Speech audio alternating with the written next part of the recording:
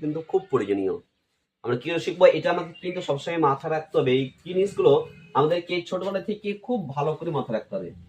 বর্গমূল বা বর্গ জিনিসটা কি?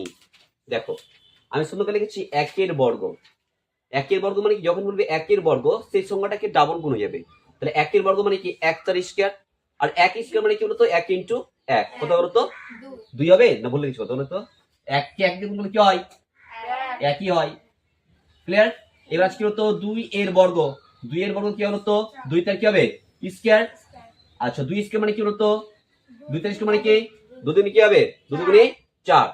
আচ্ছা, থ্রি বর্গ একই ভাবে দেখো, আমি বারবার কিন্তু আর লিখলাম না। থ্রি এর বর্গ বা থ্রি স্কয়ার মানে কি? থ্রি স্কয়ার মানে কি হতো?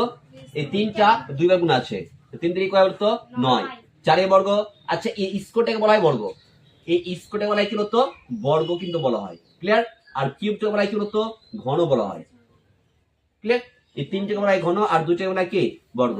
তো চারের বর্গ বা চারের কিউব ধরো আমরা স্কয়ার। চার স্কয়ার মানে কি? চার কত হবে? 16। পাঁচ স্কয়ার মানে পাঁচে পাঁচে। ছয় স্কয়ার মানে ছয় ছয়ে 36। সাত স্কয়ার মানে সাত সাতে 49।